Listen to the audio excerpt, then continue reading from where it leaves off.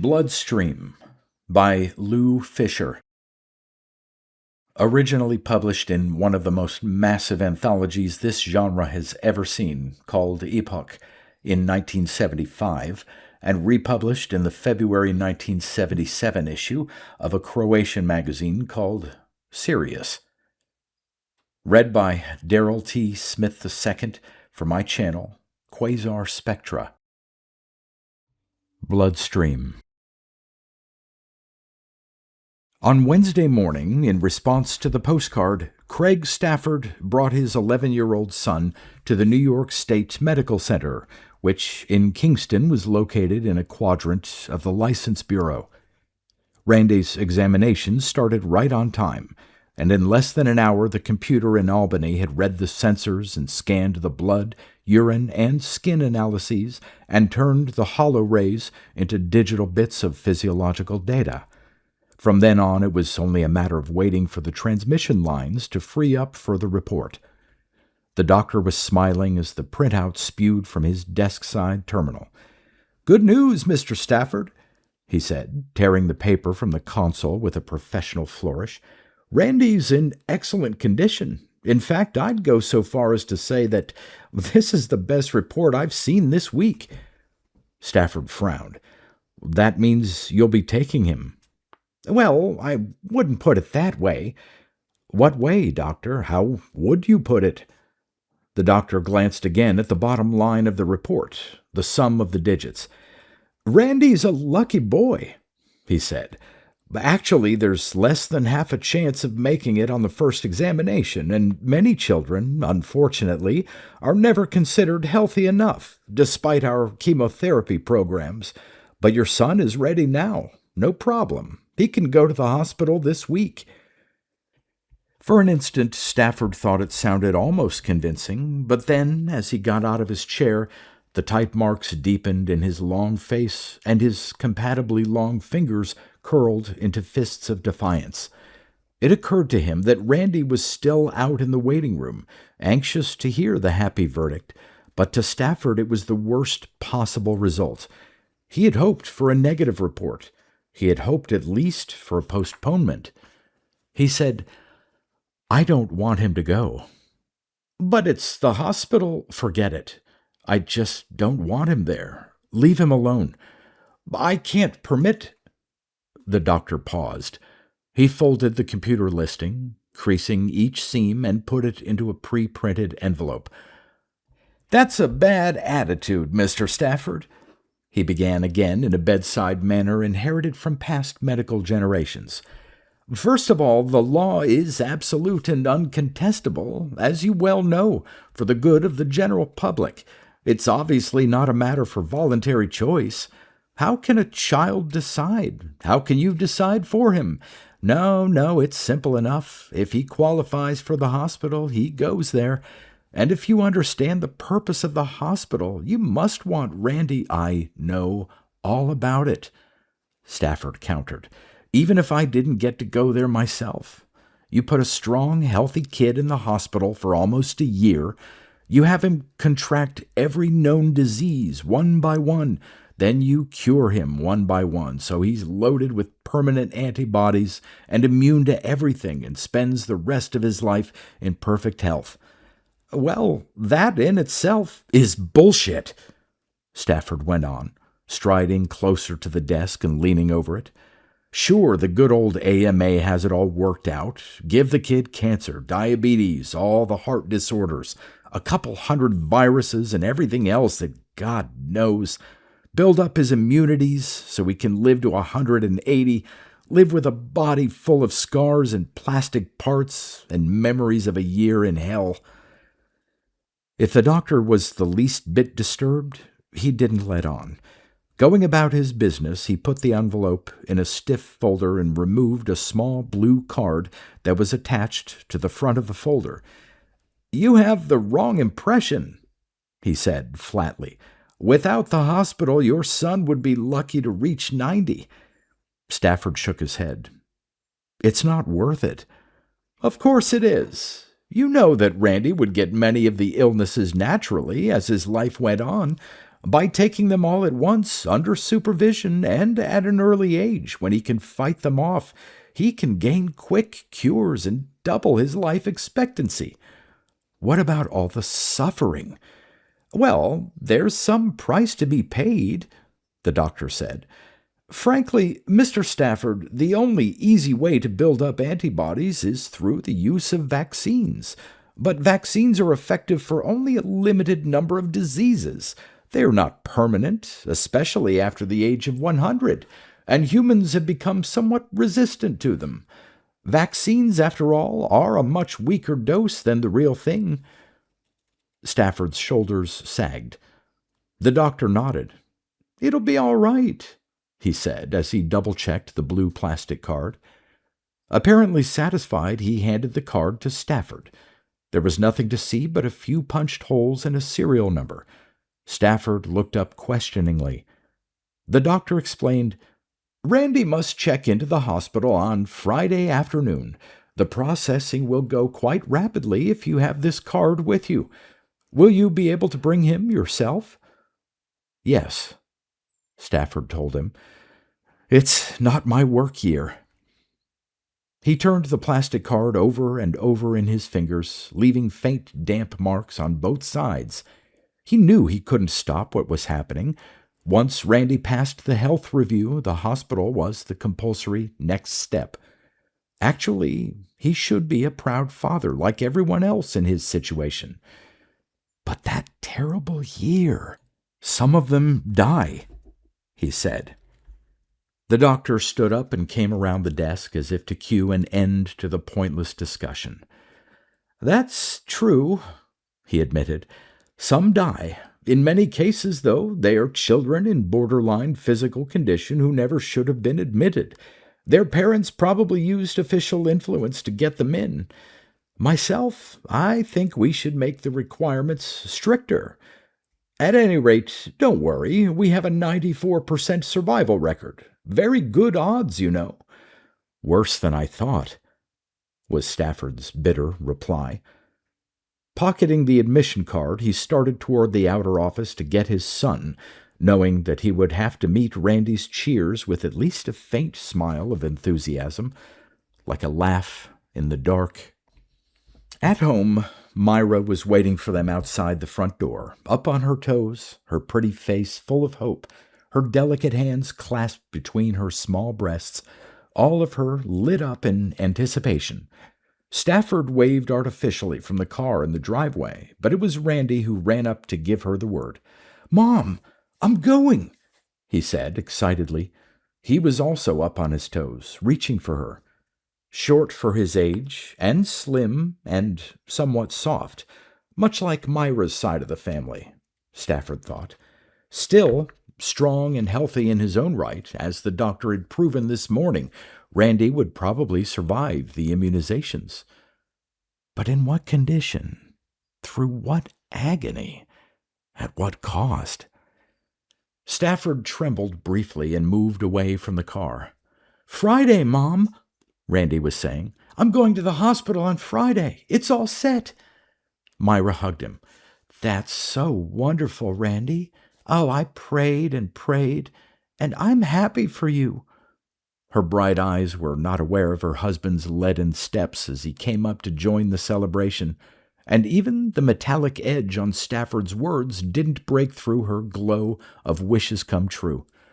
Once more he asked his son, "Do you really want to go?" "Sure, Dad," Randy answered, acting victorious.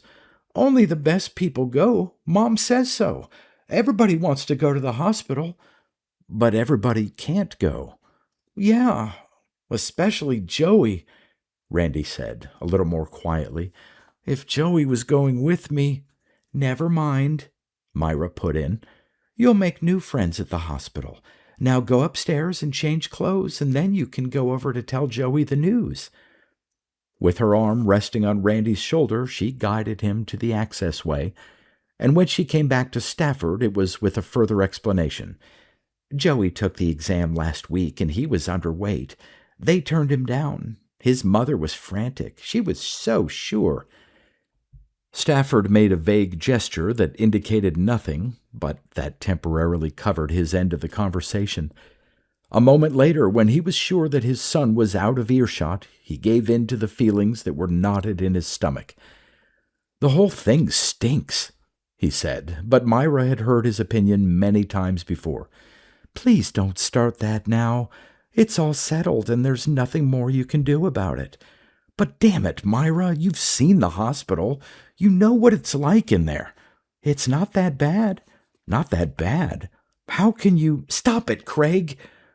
This time there was a snap to her usually mild voice, and he could see the start of angry tears. "You're being ridiculous, and you know it. It's a great chance for Randy." She wheeled and stalked out of the room, leaving Stafford cut off from further debate. He was tired of arguing about it anyway. The doctor, his wife, his son, the world.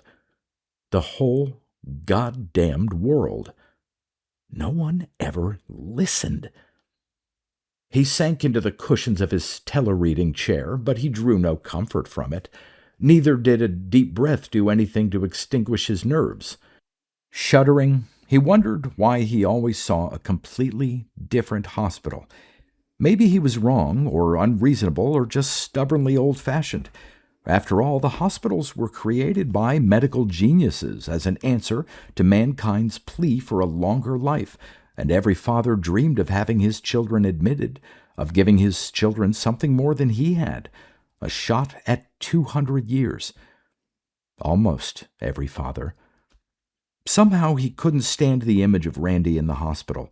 He could see him there writhing near death, in masses of agony, rattles of pain, suffering, screaming, sleeping only with drugs, and one after another, asthma, leukemia, tumors, cataracts, pneumonia, no relief, no end, not for a year. At that point he heard Randy calling from upstairs. He found the boy stretched out across the bed, face down. He touched Randy's shoulder, and the muffled voice blurted, "I don't want to go." Stafford sat next to him. "But you said you did." "That was before, Dad. Now I'm scared. I don't know what's going to happen to me. There's going to be a bunch of people I never saw before, and they never saw me before. And I don't like hospitals anyway. I want to stay here." "Take it easy," Stafford told him. Then he bit his tongue and said, "I wouldn't send you there if it wasn't all right."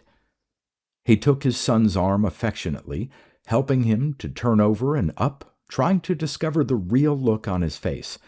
If Randy was afraid now, he thought, what would happen when he was really in the midst of that ghoulish infirmary? When he was plugged into electronic nurses and tubes of plasma? When they came at him with hypodermic needles and surgical knives? When the errant strains of earth-wide bacteria swarmed through his 11-year-old body? Or when he found out that it hurt all the time?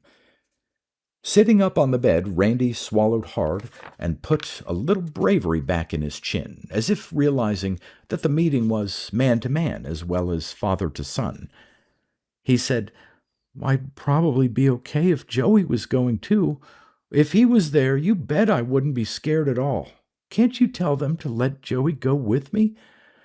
"Maybe he'll make it next time," Stafford replied. He rustled Randy's dark hair. Then his hand slipped down to Randy's neck, pulling him just a little closer. "Tell you what, though, I'm going to ride out and take a look at the hospital tomorrow to make sure they've got things in good shape for you." Being in the second of his 3 off years, Craig Stafford had acquired the habit of sleeping until 10 o'clock in the morning, mainly because Myra, who tired easily, managed to sleep that late every day of every year. But on Thursday morning, Stafford had his breakfast coffee at the Thruway Savarin as the day was just beginning, and he pulled his car into the hospital grounds at the very start of visiting hours. The fence was a miles-long plastic ribbon that formed a semicircle down to the Hudson River. Within it, Stafford followed the wide road that led up to the hospital. Once there, he tried to read but couldn't concentrate on the huge plaque of dedication that had been signed by President Cooper in 1996. The building itself loomed up in front of him, like its many duplicates across the country. It was 45 stories high, windowless, and immaculately white, and assuredly soundproof. The few other visitors in the south wing of the 5th floor were women, and they moved silently with Stafford around the railing that circled above the ward. Below him, the huge room of beds was encased in a clear plastic dome that made it open and public, offering an unhampered view of the entire arena. The outside walls were a checkerboard of servo gear and electronic aids. The beds were the latest in 4x6 floaters. The lighting was indirect non-reflective, which meant that it could be left on all day and all night with only minor automatic adjustments to its intensity. And in the main aisles that crisscrossed between the beds, a moving center strip, it seemed like a treadmill, allowed the skittering men and women in white uniforms to review their hundreds of patients. To Stafford, it was a pitiful zoo. He stopped walking, folded his arms on the railing, peering in. He wasn't sure why he'd come or what he was looking for. Reassurance, no doubt, but it wasn't there. Instead, there was visible evidence of torture and murder. In the beds, every one of them filled, he saw the empty faces of unknown children, sad and hopeless strangers, trapped in nothing they had asked for. From where he stood, he couldn't hear their screams, but he felt every one that echoed inside the enormous cage. A red-haired girl ripped the stuffing from her pillow. Another girl pounded her stomach with angry fists. A boy coughed and choked and went on crying. Another boy tore a gash in his face. One boy slept. "Which one is yours?" a woman's voice asked, and Stafford turned to give her half of his attention. She was close to Myra's age, but a little bigger all around.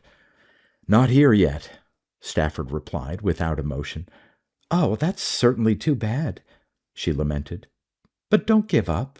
He might make it. Or is it a girl? Tell me, have you tried vitamins?" "It's a boy, my son." "Oh, then you must try exercise, too. Exercise and vitamins. He's really all right. In fact, he's scheduled here for this Friday, tomorrow." She brightened sincerely. "I'm certainly glad for you. That's mine over there at the head of the 3rd row. See him? That's Mike, our oldest child." The boy Stafford saw was a quivering wreck. The cheeks were sunken. The hair was awry, and the eyes were clamped shut as if to avoid the cold stares of the dials and gauges and cathode ray tubes that were arranged in a forest around him. Stafford was about to offer his sympathy, but the woman wasn't in tune. "He's almost finished with cirrhosis of the liver," she boasted. "Next week he'll probably start on arthritis. That's an easy one. Takes only a few days." Stafford nodded skeptically, unable to find the right answer or the right tone of voice. Like Myra, he thought. The woman had been brainwashed with the benefits of advanced medicine and was completely oblivious to the cruelty that completed the process. He stood by for a moment before he walked away from her. Then, as he moved on, his eyes searched the ward from child to child, seeing Randy in every bed, sick and hurt, begging for relief. Finally, he turned his back to it all and started slowly towards the elevator. Down. As the doors slid open on the main floor, Stafford caught sight of the arrow sign that pointed to the office of the director, and the same impulse that had brought him to hell or to the hospital struck another hot link in his nerve chain and sent him striding down the corridor in the indicated direction. Luruwist, the director of the hospital, was fat. Most of the excess flesh was around his waistline, indented by his belt. Some of it also lay around in his cheeks, which, together with flashing teeth, made him seem always happy. All in all, he looked like a man who appreciated second helpings, morning chats, and the huge executive offices. He, of course, did not see any cause for Stafford's complaints. Your son is in very good health, Lurwist said, reading the record from the green glow of a display tube. You've got nothing to worry about. I just don't want him here, Stafford repeated. He was standing at the far end of a banquet-sized desk and had begun the conversation by pounding on it. Lurwist clicked off the tube. Best thing that could happen to him. Wish to God I could take him myself. Why, when the boy gets to be twice your age, he'll look and feel better than you do now. Maybe. Do you doubt it? Sure I doubt it. It hasn't been done long enough to know one way or another. Show me a generation of 200-year-olds. That's academic, Lurwist argued with smiling complacency. It's all based on sound medical knowledge, and there were countless treatments on experimental subjects, animal and human. We were able to triple the lifespan of some of the smaller animals. Anyway, it was proven in all cases that the level of antibodies produced in the bloodstream was more than enough. I don't care about all that, Stafford shouted. He was beginning to feel battered and worn. Did those medical geniuses ever measure the emotional scars that come from a year in this place? Did they ever try it themselves? What do you think? Did they care about anything but antibodies? Lurwist flopped back in his chair. Only his eyes reflected a change in the stoic outlook, and those eyes were fixed on Stafford's face. What the hell is the matter with you, Stafford? Stafford gave it some thought. The pain, the suffering, the whole year. I can't have Randy go through it. The director raised a brow. Oh, one of those guys, huh? He tapped his fingers on the edge of the desk, and his voice became less superficial. Well, we run into your kind now and then, and sometimes we work out a deal, but it'll cost you, say, 1,000 super dollars. For what? Asked Stafford. To keep Randy out? Lurwist shook his head. No way to do that, but what we can do is Randy your real son, not adopted or anything? Of course he's mine. Would I be? Then I suppose we can do business, the director said. He leaned forward and used one hand to underline his words. But the deal is off the record, strictly off the record. Understand? Anyway, we can fix it so that your son will feel no pain at all. Safely? Stafford wondered, then had his doubts. I don't see how you could do that. Why not? Pain is only a message that's sent through the nervous system to the brain. The secret is to divert the message. Lurwist put some of the secret into his smile. So we divert the message, he continued. We block the nervous system in just the right places. We take the pain away from the patient and transfer it to another person of his immediate family. You mean that I'd feel the pain instead of Randy? Stafford said, half breathing, half speculating. It could be arranged, was the reply, if you've got the 1,000. Stafford's mind was a tape of quick thoughts. It was easy enough to get the money. The pain was another matter. Could he himself take a year of it? He'd seen enough to know its awful touch, but the strength of a large man was a lot tougher target than the inexperience of a small boy. And somehow, just knowing that Randy was escaping it. So, it would hurt, Stafford told himself firmly and finally. The physical pain would be no worse than the mental anguish it saved. But he still wasn't convinced. He said, It doesn't seem possible. It's very possible, Lurwist assured him. Look, we don't publicize it because people would claim that it's like black magic, and maybe it is. There you are, Stafford. Call it black magic. I don't like black magic. All right, then I'll tell you the truth. It's based on a medical practice that was thoroughly discredited at the end of the century. But a couple of experts on our staff kept playing around with it, and the best thing they found was pain transfer. We've used it successfully a number of times." "That's not much of an explanation." "Cut it out, Stafford." Lurwist seemed to be growing weary and ill-tempered. "I'm not going to give you a classroom lecture. Either you want to do it or you don't. Make up your mind." Stafford moved his legs apart to a ready stance. "I'll bring the money with me tomorrow." "Cash, please," said Lurwist. The guard at the gate checked with registration, then signaled them on with a flick of his hand. Randy was wedged in the front seat of the car with his head leaning on his mother's shoulder. Stafford glanced down. For some reason, the boy seemed younger than ever, almost a baby again. "How do you feel?" Stafford asked. "Okay, I guess," his son answered quietly. Myra tightened her arm around him. "Do you remember everything I told you? Remember that the doctors and nurses are there to help you, and don't forget to look for us on weekends." She paused, recounting. "Mom?" "What is it, dear?" "Joey didn't even come over to say goodbye this morning." "Never mind that. There are plenty of boys just your age right here in the hospital." Randy wiped his eyes. "Dad?" "You'll be all right," Stafford said, and he saw a parking space far down the line. Once they reached the check-in area, the blue plastic card lived up to its promised expediency and brought on a single piece of paper to be signed, and 2 male escorts in white uniforms who greeted Randy with brave, cheery words and much-used smiles, both before and after they hooked onto him. And quickly, Stafford saw him go. He turned Myra around and led her to the elevator, which they took up to the 17th floor. It was quite crowded.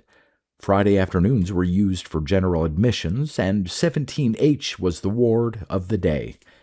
They edged to a place on the rail close to the plastic window. They got there in time to see Randy ushered to a bed, his mouth open, the clean, crisp hospital gown dragging slightly below his feet.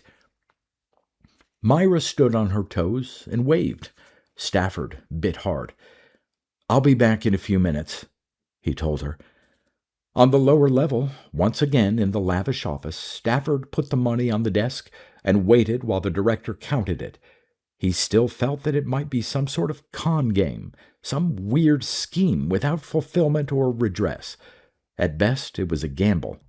He said, "Are you sure it'll work?" Lurwist shoved the money into a drawer. "I don't see why not. It always has," he explained. "A top man on the staff will be giving the treatments. Each treatment will divert the pain from your son for months at a time. And as that happens, the nerve sensations will automatically find you, his own flesh and blood. I hope you're strong enough to take it." "I'm ready," Stafford said. "Then I'll send up the word, and you'd better start for home immediately." For the first time, a note of sympathy could be heard in Lurwist's voice. "Good luck, Stafford." Myra felt his touch and turned her head to him. "Oh, you're back. I'm glad," she said anxiously. "There's something strange going on with Randy. Do you see that man in the dark suit?" Stafford looked down into the ward. A dark-suited man with a small black case was standing at Randy's bedside. "What about him?" "Well, he just came along and stopped the doctors from giving Randy his first injection. I can't imagine who he is." "Probably a specialist," Stafford said, knowing it was the truth. "The hospital always makes sure that everything gets off to the right start. Let's watch for a minute and see what he does." What he did was open the black case and take out a handful of stainless steel needles. The shafts were of various lengths and seemed to be knurled down to within an inch of the points. What he did was twirl the needles rapidly as he inserted them, 2 in each of Randy's ears, 4 more at selected points around Randy's spine. What he did was attach an electronicade to the end of each needle. Immediately, a red-line graph began pulsing on a wall display, and Randy's hands began to shake. Stafford watched it all, astounded. "Acupuncture," he mumbled, mostly to himself. But Myra picked it up. Why, I thought nobody used that anymore. Stafford calmed himself. He considered his words carefully. Evidently they use it here, Myra. I'm sure it's nothing to worry about. This is one of the best hospitals. Inwardly, he was still amazed. Acupuncture. What had Luriwist said? A medical practice that was thoroughly discredited at the end of the century. The ancient art of acupuncture. Chinese medicine. Needles in the skin. Well, why not? Was Stafford's second thought. What else but acupuncture could produce the miracle of diverting Randy's pain? And suddenly it occurred to him that he should have left the hospital right after he made the arrangements. Really, Craig, Myra was saying, I think we ought to ask about it. I've never heard of anyone. Let's just leave it to the experts, Stafford replied firmly, checking his watch. It took a while to get Myra away from the ward and out to the car, but then Stafford drove rapidly, recklessly, anxious to get home before anything started on him. He wondered how soon it would be. Of course, Myra would have to know, he told himself. He'd need all her help to get him through it. Would she understand? He glanced over, finding her outwardly happy and proud, but also seeing a deeper strain of worry and loneliness. Well, she'd feel better when she found out. At that instant, she grabbed his sleeve. She clutched her stomach. She doubled over and bit into his arm. Then she twisted her head to stare up at him, her eyes wide and pleading as she let out the first scream.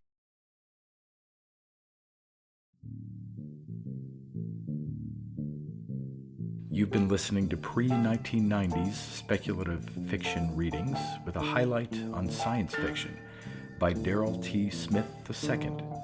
Please consider clicking the donation link in the description box. Thank you so much for your time and your imagination.